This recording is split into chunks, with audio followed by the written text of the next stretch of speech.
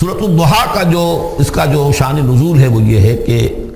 کچھ دنوں کے لیے، ایک تو بالکل شروع میں جو رک گئی تھی فترت وحی، اس کے علاوہ پھر ایک موقع آیا ہے کہ کچھ عرصے کے لیے بہت دن گزر گئے تو جبرائیل نہیں آئے، اور آپ کے اوپر ایک شدید قسم کی جو ہے وہ پریشانی طاری ہو گئی۔ کچھ لوگوں نے بھی طعنہ دینا شروع کر دیا، کچھ عرصے سے محمد تم نے کوئی نئی وحی نہیں سنائی، کیا ہوا تمہارا شیطان کیا چلا گیا بس اب؟ کوئی ایسا بھی بتایا گیا کہ ایک دفعہ کئی راتوں تک آپ رات کو اٹھے نہیں، تو کہا وہ تمہارا شیطان تمہیں چھوڑ گیا ہے۔ کوئی ساتھ کے رہنے والی عورت جو تھی کہ رات میں نے سنی نہیں تمہاری کوئی پڑھنے کی جو تم پڑھا کرتے تھے، شاید شیطان تمہیں چھوڑ گیا ہے۔ خود آپ کو جس قدر ایک اشتیاق رہتا تھا کہ وہی آئے اور آپ کی وہ روح کو جو ہے مزید اور غذا اور تر و تازگی جو ہے وہ مسلسل ملتی رہے، اس کی وجہ سے یہاں تک آتا ہے کہ حضور فرماتے کہ اس درجے میں رنج اور غم میں تھا کہ میں سوچتا بربنائے طب بشری، اس درجے حضور کے اوپر جو ہے یہ شاخ گزر رہا تھا کہ وہی کیسے بند ہو گئی، اور اس میں یہ بھی تھا کہ اللہ ناراض تو نہیں ہو گیا، کیا مجھ سے کوئی خطا تو ایسی نہیں ہو گئی، یہ سبب کیا ہوا ہے؟ یہ ہے وہ کیفیت کہ جس کے اندر یہ آیتیں نازل ہو رہی ہیں۔ اور اب آپ اس کو سمجھ لیجئے کہ اس کا نفسیاتی اور انسان کی باطنی کیفیات کے ساتھ کیا تعلق ہے۔ انسان پر دو طرح کی کیفیات طاری ہوتی رہتی ہیں، جیسے میں نے پہلے ایک دفعہ آپ کو بتایا صدیق اور شہید کے درمیان جو فرق ہے بنیادی، کہ کچھ بنیادی طور پر لوگ ایکسٹروورٹس ہوتے ہیں، کچھ بنیادی طور پر انٹروورٹس ہوتے ہیں۔ ایکسٹروورٹس کھیل کود بھاگ دوڑ، لوگوں سے ملنا جلنا، گفتگو ہے، اسے دھکا دے دیا، اس سے مذاق کر لیا، اسی میں وہ خوش رہتے، بڑے مگن رہتے، تنہائی انہیں کاٹ کھانے کو دوڑتی ہے۔ اور ایک انٹروورٹس ہوتے ہیں کہ وہ مجلس وغیرہ کو نہیں ہوتا، اپنے تنہائی میں کہیں بیٹھے ہیں، غور و فکر کر رہے ہیں، سوچ بچار کر رہے ہیں، انہیں وہ مجلس سے زیادہ اپنا گوشہ تنہائی جو ہے وہ زیادہ عزیز ہوتا ہے۔ تو یہ دو مزاج اللہ نے بنائے ہیں۔ اسی طرح ہر انسان کے اوپر آلٹرنیٹلی کچھ کیفیات آتی ہیں جس کو ہم کہتے ہیں میرا موڈ آف ہے، ایک طرح قبض سا ہو جاتا ہے طبیعت میں بندش سی ہوتی ہے، کسی وقت اسی شخص کے اندر پھر انشراح سا ہو جاتا ہے، پھر ہنسنے بولنے کو جی چاہتا ہے، گفتگو کرنے کو جی چاہتا ہے۔ تو یہ کیفیت جب انسان کی روحانی زندگی سے متعلق ہو جائے تو اس کو پھر صوفیہ نے نام دیا قبض اور بسط۔ کبھی طبیعت میں انشراح ہے، انبساط ہے، طبیعت جو ہے وہ آمادہ ہے، ہر چیز میں روشنی کا پہلو آدمی دیکھ رہا ہے، ہر چیز کے اندر آپ کو معلوم ہے ایک تاریک رخ بھی ہوتا ہے کسی معاملے کا اور روشن رخ بھی ہوتا ہے، اس وقت انسان روشن رخ کو دیکھتا ہے۔ اور ایک وقت میں آتا ہے کہ طبیعت میں بندش سی لگ گئی ہے، جیسے اندر کوئی پکڑ لیا کسی نے، اب طبیعت جو ہے وہ بھی اپنے اندر وہ انقباض محسوس کر رہی ہے، اور پھر آدمی پیسیمسٹک ہو جاتا ہے، نا امید سا ہوتا ہے، پھر اسے ہر معاملے کا تاریک پہلو زیادہ نظر آنے لگتا ہے۔ تو یہ قبض اور بسط کی کیفیات ہیں۔ جب کبھی قبض کی کیفیت ہو، قاضی ثناء اللہ پانی پتی رحمۃ اللہ علیہ نے تفسیر مظہری میں لکھا ہے کہ قبض کی کیفیت میں اس صورت کا پڑھنا تریاق ہے، جس طرح حضور صلی اللہ علیہ وسلم کے لیے گویا کہ اس وقت جو وحی کا بند ہو جانا تھا وہ گویا کہ ایک طرح کے انقباض اور قبض کی کیفیت پیدا ہوئی تھی، اس میں اب اللہ تعالیٰ فرما رہے ہیں والضحیٰ، قسم ہے دن کے دھوپ چڑھنے کے وقت کی، واللیل اذا سجا، اور قسم ہے رات کی جبکہ وہ چھا جائے یا ساکن ہو جائے، سجا کے دونوں معنی ہے سکون۔ اب دیکھیے ان دونوں کو کیوں لائے، اس لیے کہ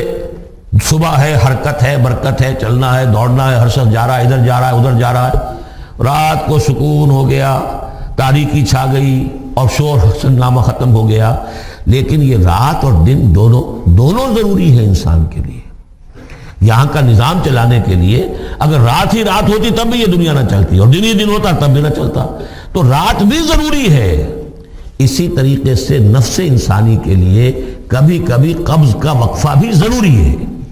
آپ اسے یہ نہ سمجھیں کہ اللہ تعالیٰ ناراض ہو گیا، یہ بھی ہماری تربیت کا ایک یوں سمجھیے کہ ایک جز ہے۔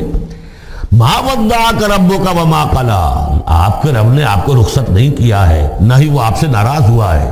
وَلَلْآخِرَةُ خَيْرٌ لَكَ مِنَ الْأُولَىٰ، اور اس کے بعد جو وقت آئے گا اس قبض کے بعد وہ پہلی سے بھی بہتر ہوگا۔ اور میں حیران ہوتا ہوں کہ کیسے غالب نے وہ بات کہی ہے کہ جو بالکل ترجمانی ہے اس کی، رکتی ہے میری طبع تو ہوتی ہے رواں اور، یعنی یہ کہ جب میری طبیعت کے اوپر کبھی کبھی رکاوٹ سی آ جاتی ہے، اب شعر جو ہیں اچھے نازل نہیں ہو رہے، لیکن جب وہ رکاوٹ سے میں نکلتا ہوں، اس قبض سے نکلتا ہوں، رکتی ہے میری طبع تو ہوتی ہے رواں اور، اس لیے کہ اس قبض کے بعد جب مرحلہ آتا ہے انبساط کا اور انشراح کا تو وہ ایک قدم آگے ہوتا ہے آدمی، اس پہلی کیفیت سے ایک درجہ جو ہے اس کا بڑھ چکا ہوتا ہے۔ وَلَلْآخِرَةُ خَيْرٌ لَكَ مِنَ الْأُولَىٰ، یقیناً پچھلی ہر گھڑی، ہر ساعت اور ہر قبض کے بعد آنے والا انبساط آپ کے لیے پہلے سے اونچا درجہ لے کر آئے گا۔ وَلَسَوْفَ يُعْطِيكَ رَبُّكَ فَتَرْضَىٰ، ان قریب آپ کا رب آپ کو اتنا کچھ دے گا، اتنا کچھ دے گا، آپ کی محنتوں کے وہ نتائج سامنے آئیں گے کہ آپ راضی ہو جائیں گے۔ اب دیکھیے پچھلی صورت ختم ہوئی تھی وَلَسَوْفَ يَرْضَىٰ، یہاں ہے وَلَسَوْفَ يُعْطِيكَ رَبُّكَ فَتَرْضَىٰ، صرف ضمیر کا فرق ہے، کیونکہ صدیق پر وحی نہیں آتی، براہ راست خطاب نہیں کیا جا سکتا، وہاں وہ صیغہ جو ہے وہ غائب کا ہے، وَلَسَوْفَ يَرْضَىٰ، اور چونکہ نبی وہ ہے جس پر وحی آ رہی ہے، براہ راست مخاطب ہے، تو وَلَسَوْفَ يُعْطِيكَ رَبُّكَ فَتَرْضَىٰ، آپ کا رب اتنا کچھ دے گا کہ آپ راضی ہو جائیں گے۔ اب یہ کہ اسی قبض کی حالت میں پھر اللہ تعالیٰ اپنے احسان جتا رہا ہے، اور یہ بہترین ہے۔ کبھی طبیعت پر ڈپریشن ہو اس طرح کی اور قبض کی کیفیت ہو تو آدمی یاد کرے کس کس مرحلے پر اللہ نے میری دستگیری فرمائی، کن کن مراحل پر اللہ تعالیٰ نے مجھے مشکلات سے نکالا، اس سے وہ حوصلہ بڑھتا ہے۔ اور اس کو بھی سمجھیے کہ اسی انداز میں علم یجد کا یتیماً فآویٰ، یہ سیرت النبی کے بڑے اہم حصے ہیں جو اس میں آ گئے ہیں۔ آپ کی پیدائش یتیمی میں، پوسٹیومس چائلڈ، باپ تو پہلے فوت ہو چکا ہے، 6 سال کی عمر میں والدہ گئی، 8 سال کی عمر میں دادا گئے، اور وہ یعنی جو آپ نے دیکھا ہے ابتدائی زمانہ زندگی کا تو وہ یتیمی کا۔ علم یجد کا یتیماً فآویٰ، کیا اس نے اے محمد آپ کو نہ پایا کہ آپ یتیم تھے، پھر پناہ دی، آپ کے لیے بندوبست کیا، دادا کے دل میں جو شفقت ڈالی، پھر آپ کے تایا زبیر کے دل میں جو شفقت ڈالی۔ عبد المطلب کے بعد فوراً ابو طالب کا نام آتا ہے، حالانکہ یہ غلط ہے تاریخی اعتبار سے۔ عبد المطلب کے بعد کافی عرصے تک زبیر جو آپ کے تایا تھے وہ سرپرست تھے، پھر ان کے انتقال کے بعد ابو طالب کا معاملہ آیا، لیکن ان کو بیچ میں سے غائب کر دیا گیا ہے۔ بہرحال اللہ تعالیٰ جو بھی کسی کے دل میں ڈالتا ہے، آخر ابو طالب کے دل میں محبت ڈالی تو کس نے ڈالی؟ وہ ہم پڑھ چکے ہیں سورہ طٰہٰ میں، وَأَلْقَيْتُ عَلَيْكَ مَحَبَّةً مِّنِّي، حضرت موسیٰ علیہ السلام کی موہنی صورت کے اوپر اللہ تعالیٰ فرماتے ہیں ہم نے اپنی محبت کا پرتو ڈال دیا کہ تمہیں دیکھنے کے بعد وہ قتل کرنے کے ارادے سے باز رہ گئے، ان کے ہاتھ شل ہو گئے، ایسی موہنی صورت، اسے قتل کر لیں۔ وَأَلْقَيْتُ عَلَيْكَ مَحَبَّةً مِّنِّي وَلِتُصْنَعَ عَلَىٰ عَيْنِي، یہ ہوا ہے۔ تو فرمایا علم یجد کا یتیماً فآویٰ ووجدک ضالاً فہدیٰ، اور پھر جب آپ شعور کی پختگی کو پہنچے اور غور و فکر کا مرحلہ آیا، حقائق میں انسان کو سوچ بچار کا مرحلہ آیا، اور آپ کو دیکھا کہ آپ تلاش حقیقت میں سرگرداں ہیں تو ہدایت دی۔ وہ آگے آ جائے گا، بہت قریب پہنچ گئے ہم، اقرأ بسم ربک الذی خلق، وہ مرحلہ جب آئے گا۔ وَوَجَدَكَ عَائِلًا فَأَغْنَىٰ، اور پایا آپ کو تنگ دست تو غنی کر دیا۔ کس طرح سے راستہ پیدا کیا ہے۔ خدیجہ الکبریٰ رضی اللہ تعالی عنہ نے جو بھی ان کے آپ کے محاسن دیکھے، کتنی گرویدہ ہوئی ہیں، بڑے بڑے سردار قریش کے جو ہے ان سے نکاح کے خواہش مند تھے، انہوں نے خود جو ہے اپنی لونی کے ذریعے سے پیغام دیا ہے حضور کو۔ تو یہ ساری چیزیں جو ہے ان کی ساری دولت جو ہے وہ پوری کی پوری انہوں نے لا کر حضور کے قدموں میں ڈال دی ہے۔ وَوَجَدَكَ عَائِلًا فَأَغْنَىٰ فَأَمَّا الْيَتِيمَ فَلَا تَقْهَرْ، تو اے نبی تقاضے ان تینوں چیزوں کے کیا ہیں؟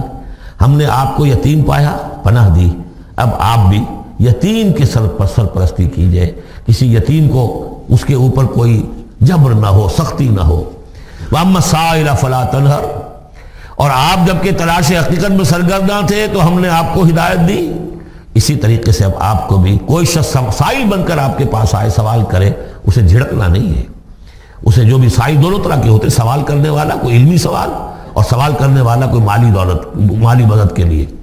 وَأَمَّا بِنِعْمَةِ رَبِّكَ فَحَدِّثْ، اور جو ہدایت تمہیں دی ہے ہم نے اب اسے عام کرو، یہ نعمت ہے، آپ کے رب کا انعام ہے، یہ ہدایت جو آپ کو عطا ہوئی ہے اس کو بیان کرو۔ اس کے بیان کرنے میں یہ بھی ہے کہ اللہ کے انعامات کا چرچا انسان کرے اس کا شکر ادا کرنے کے لیے، اور یہ بھی ہے کہ اس کو پھیلائے اور عام کرے، دوسروں تک پہنچائے، ورنہ وہ بخل ہو جائے گا کہ وہ دولت جو ہے ہدایت کی اس کو آدمی صرف اپنی ذات تک محدود رکھے اور اس کا جو خیر ہے وہ دوسروں تک نہ پہنچائے۔